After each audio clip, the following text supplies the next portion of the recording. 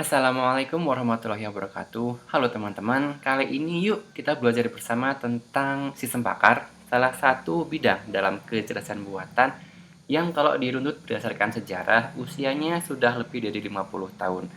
Kala itu, Edward Feigenbaum dan juga Joshua Lederberg dari Stanford University di California mengembangkan Dendral, sebuah sistem pakar yang dirancang untuk menganalisa senyawa kimia pada tahun 1965. Jika didefinisikan, sistem pakar ini merupakan sebuah program komputer untuk mengambil keputusan berupa solusi atau sekedar nasihat atau saran, seperti keputusan yang diambil oleh satu atau lebih orang pakar.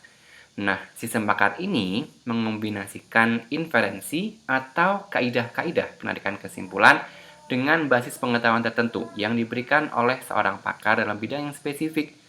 Kombinasi di antara kaidah penarikan kesimpulan atau inferensi dengan basis pengetahuan ini kemudian disimpan di dalam sebuah komputer yang selanjutnya digunakan untuk proses penarikan sebuah keputusan. Ya. Nah, tujuan sistem pakar ini sebetulnya bukan untuk menggantikan seorang pakar atau seorang ahli, tetapi untuk memasyarakatkan pengetahuan serta menyebarluaskan pengalaman dari para pakar sebelumnya.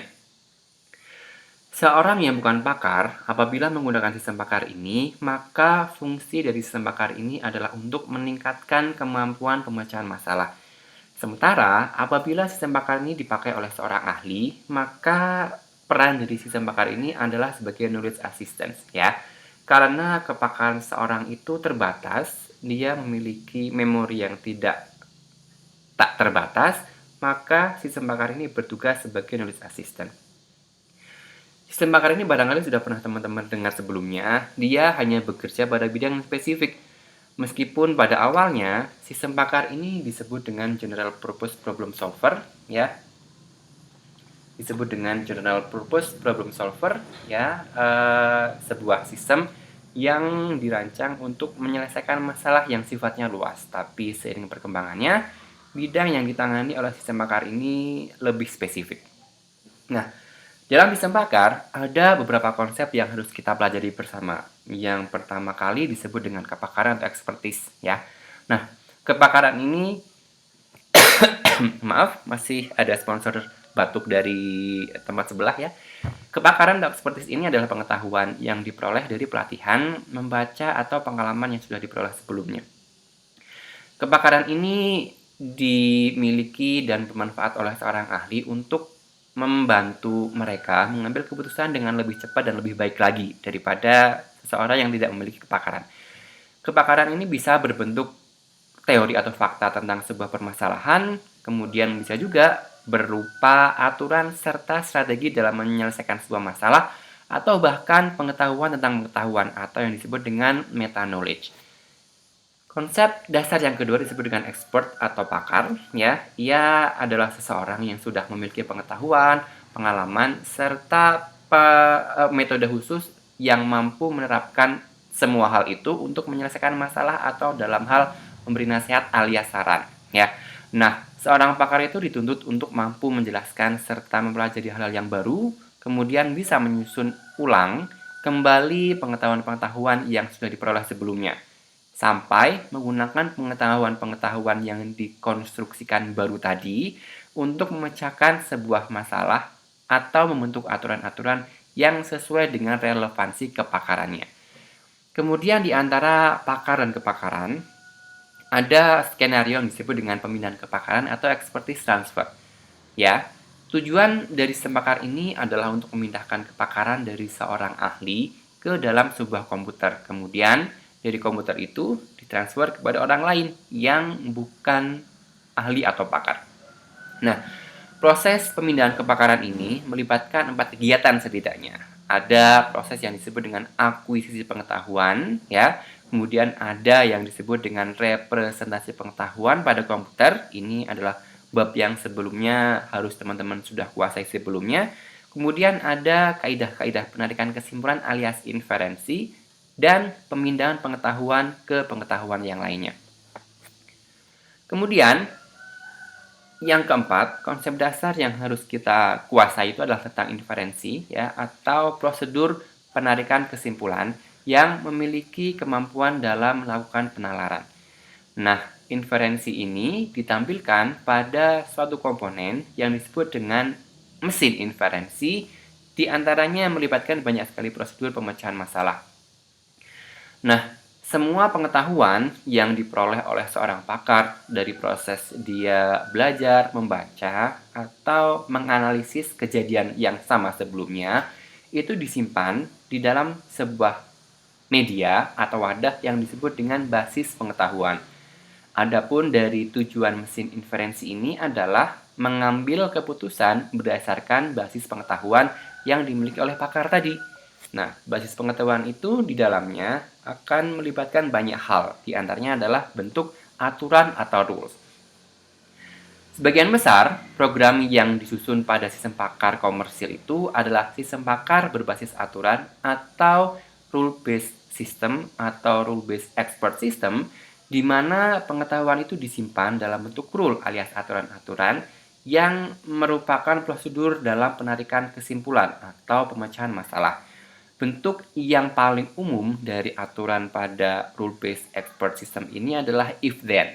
Kita nanti akan berkenaan dengan bentuk ini pada beberapa pembelajaran yang akan datang. Nah, selain dari 5 konsep dasar tadi, sistem pakar harus memiliki kemampuan menjelaskan atau explanation capability.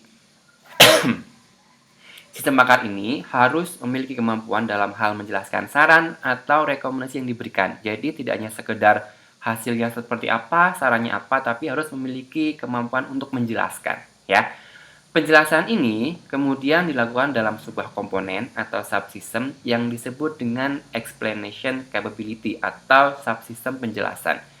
Bagian dari subsystem ini memungkinkan operasi penalaran-penalaran itu dilakukan dengan valid atau logis, ya. Jadi penjelasan itu tidak didasarkan pada asumsi, tapi berdasarkan pada kebenaran-kebenaran yang sudah diperoleh sebelumnya, ya.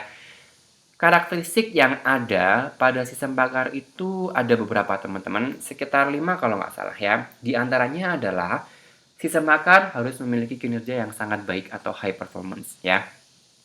Sistem pakar ini harus mampu memberikan respon berupa saran dengan tingkat kualitas yang lebih besar atau sama dengan dari seorang pakar, ya. Karena pakar itu pasti sudah memiliki kemampuan kinerja yang sangat baik, maka sistem pakar harus dituntut untuk bisa sama dengan atau lebih baik dari kemampuan seorang pakar.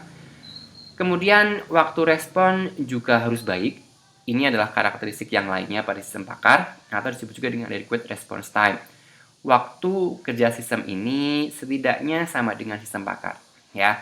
Kemudian karakteristik selanjutnya adalah sistem pakar harus dapat diandalkan atau good reliability, ya. Karena sistem ini harus tidak mudah rusak. Ya, ini bisa saja menyangkut nyawa manusia kalau kepakarannya ini tentang bidang kesehatan, ya. Kemudian sistem pakar harus dapat dipahami atau understandable, ya. Sistem pakar ini harus mampu menjelaskan langkah-langkah penalaran yang dilakukan seperti seorang pakar. Jadi bukan hanya A sampai dengan Z-nya seperti apa, tapi bisa menjelaskan dari A itu ke B, B ke C, C ke D, dan selanjutnya sampai sistem pakar itu bisa menjelaskan kemampuan-kemampuan dalam melakukan penalaran itu dengan baik, sebagaimana seorang pakar bisa menghasilkan sebuah diagnosa contohnya, ya. Kemudian ada lagi karakteristik yang selanjutnya adalah fleksibel atau flexibility, ya. Sistem pakar ini harus mampu menyediakan mekanisme untuk menambah, mengubah, dan juga menghapus pengetahuan. Karena pengetahuan itu tidak harus selalu bersifat statis, namun selalu berkembang. Bisa jadi hari ini kebenaran dinilai sebagai sesuatu yang valid, tapi dengan pembuktian selanjutnya, validitas itu kemudian harus berubah, ditambah lagi, diubah lagi, atau kebenaran itu sudah lagi tidak valid sehingga harus dihapus, ya. Ini adalah 5 buah karakteristik umum yang dimiliki oleh sebuah sistem pakar. Nah, ada nih perbandingan sistem pakar dengan sistem konvensional, teman-teman. Ini tentu tidak semuanya, ya, hanya ada beberapa, dan teman-teman nanti masih bisa mencari sumber-sumber yang relevan untuk menyelesaikan perbandingan antara sistem pakar dengan sistem konvensional. Di antaranya, pada sistem konvensional itu program tidak membuat kesalahan. Adapun yang berbuat kesalahan atau error itu biasanya adalah orang yang membuat program itu atau pemrogram, atau juga pengguna alias user. Adapun pada sistem pakar, program ini dapat berbuat kesalahan, ya, karena sebagaimana seorang pakar, dia memiliki toleransi kesalahan yang juga sama dengan manusia. Nah, pada sistem konvensional, perubahan program itu sangat rumit sekali karena dia sudah seperti sesuatu yang paten, ya, dari A sampai dengan Z, dari awal sampai dengan akhir. Tapi pada sistem pakar, perubahan ini bisa dilakukan dengan mengatur ulang tentang aturan-aturan yang ada pada sistem pakar. Sistem bakar dia bisa beroperasi hanya dengan aturan yang sedikit, ya, sebagai bentuk wujud prototipe awal, tapi sistem konvensional ini hanya bisa beroperasi kalau seluruh sistem ini sudah dibangun secara lengkap atau selesai. Jadi tidak bisa kalau hanya sebagian terlebih dahulu. Berbeda dengan sistem bakar, ya. Pada sistem bakar, pengetahuan itu adalah komponen utama yang digunakan, adapun pada sistem konvensional, data adalah yang paling dominan. Ya. Kemudian data yang bersifat kuantitatif itu digunakan pada sistem konvensional, sementara data yang bersifat kualitatif ini biasanya dimanfaatkan pada sistem pakar. Ya, teman-teman nanti masih bisa mencari lagi contoh perbandingan antara sistem pakar dengan sistem konvensional.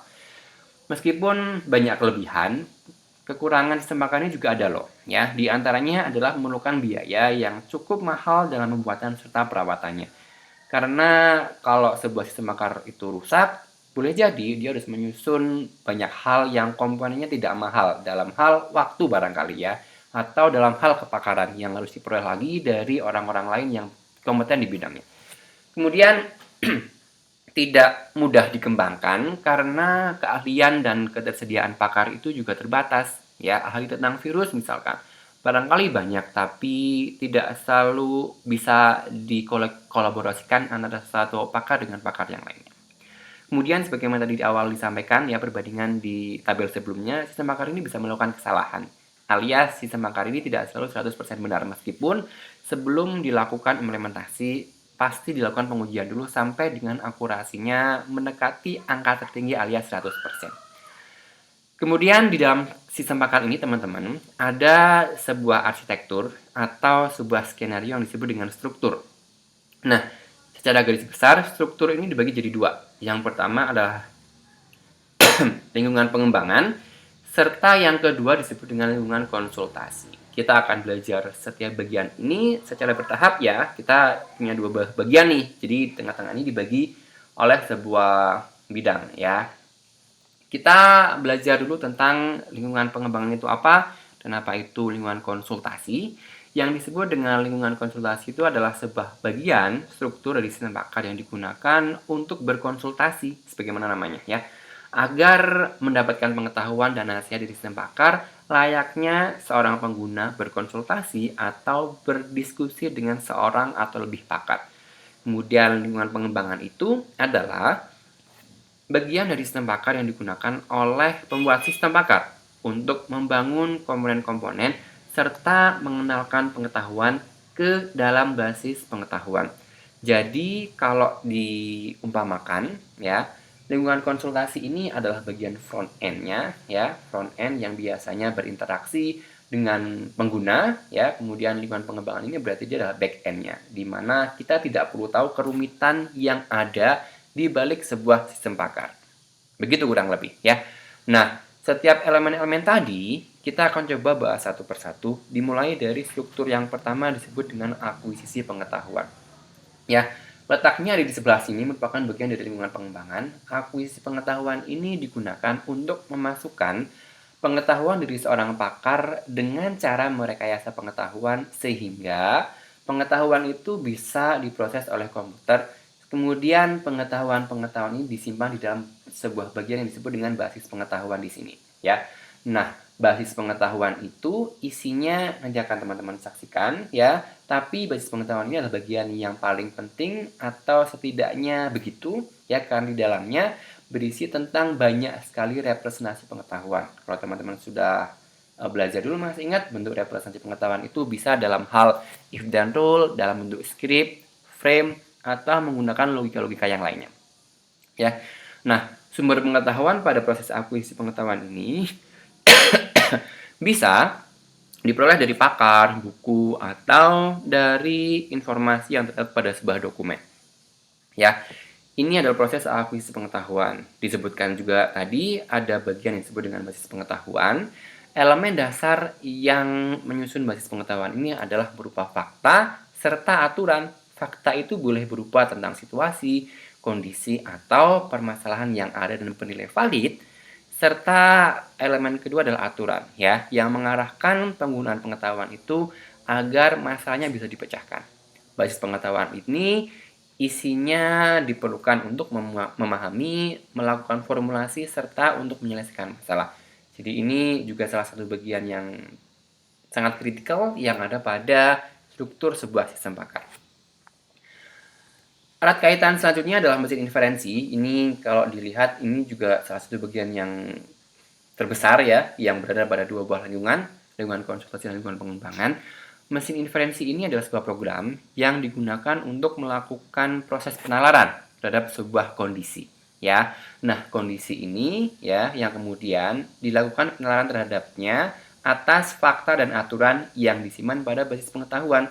Jadi, meskipun dipecah-pecah ya bagian yang ada pada lingkungan konsultasi dan lingkungan pengembangan ini, tapi setiap elemen di mereka ini nampaknya saling berkaitan dengan yang lainnya, ya. Nah, mesin inferensi ini bertugas juga untuk melakukan manipulasi serta mengarahkan kaidah, model, serta fakta yang tadi disimpan dalam basis pengetahuan agar solusi atau kesimpulannya itu bisa ditarik secara valid.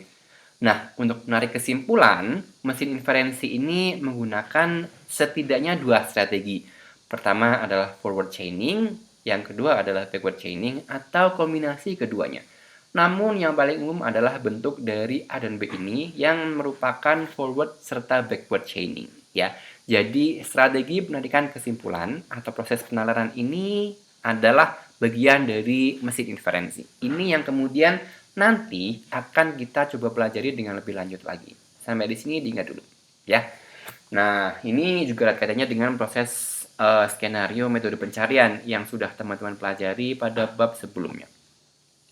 Oke, ada lagi bagian dalam struktur sistem pakarnya yang disebut dengan daerah kerja. Ini disebut juga dengan blackboard atau workplace atau working memory, ya.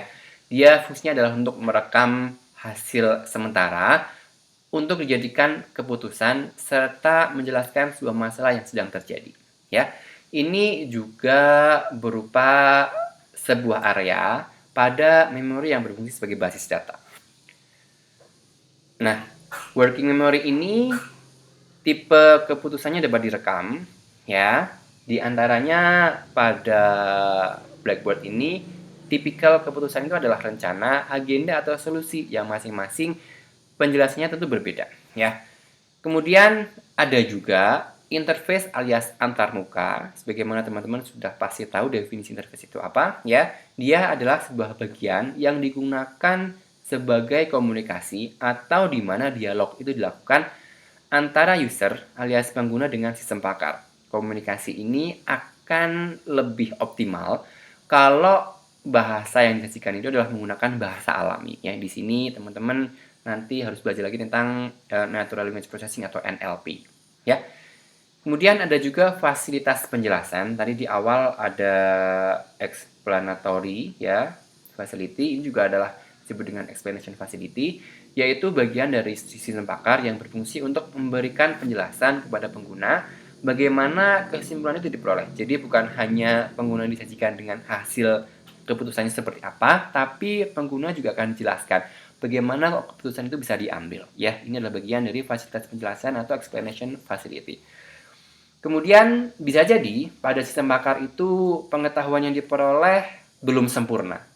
Tapi berkat adanya sistem perbaikan pengetahuan, seorang sistem pakar ini memiliki kemampuan untuk memperbaiki pengetahuan, ya, dengan cara menganalisis pengetahuan sebelumnya, kemudian belajar dari kesalahan masa yang lalu, kemudian diperbaiki agar bisa dipergunakan pengetahuan itu di masa yang akan datang, ya. Nah, kemampuan evaluasi diri seperti ini diperlukan oleh sistem pakar agar analisis yang dilakukan itu memiliki tingkat kesuksesan yang lebih tinggi daripada kegagalannya dalam mengambil sebuah keputusan, ya. Dengan cara ini, tentu akan dihasilkan basis pengetahuan yang lebih baik serta penalaran yang lebih efektif ya. Tadi dengan cara meminimalkan kesalahan dan memaksimalkan kesuksesan dalam pengambilan sebuah keputusan. Dan selanjutnya ya adalah user alias pengguna ya, yang biasanya user ini merupakan orang yang bukan pakar atau non-expert yang memerlukan solusi dari berbagai permasalahan yang ada atau hanya sekedar saran atau untuk mengikuti pelatihan atau training ya. Tadi di awal disebutkan kalau penggunanya bukan seorang sistem pakar, maka dia bisa belajar atau melakukan pelatihan dari sistem pakar. Oke, meskipun sistem pakar itu ada banyak jumlahnya, tapi setidaknya kita punya 3 contoh di sini ya. Dalam bidang kesehatan misalkan ya, yang disebut dengan MyChin atau kita menyebutnya dengan micin ya. Kayak kita generasi micin barangkali ya, dia digunakan untuk melakukan diagnosa penyakit infeksi serta mereka merekomendasikan pengobatan yang efektif dengan penyakit infeksi tersebut ya. Fungsi dari MyChin ini adalah membantu dokter yang sebelumnya belum memiliki kepakaran dalam hal menangani penyakit infeksius. Contoh sistem pakar yang lainnya adalah delta dan L yang masing-masing berfungsi secara spesifik. Delta ini ada di dalam bidang otomotif ya, mesin lokomotif dan juga mesin diesel.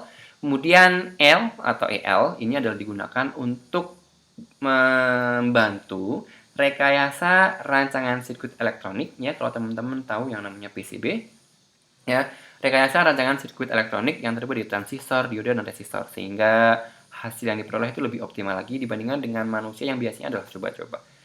Nah, sebetulnya konsep sistem pakar itu masih sangat luas, tapi akan lebih baik kalau teman-teman juga sambil belajar sendiri. Di antaranya adalah, silakan teman-teman coba gambarkan setelah jelaskan tahap pembuatan sistem pakar.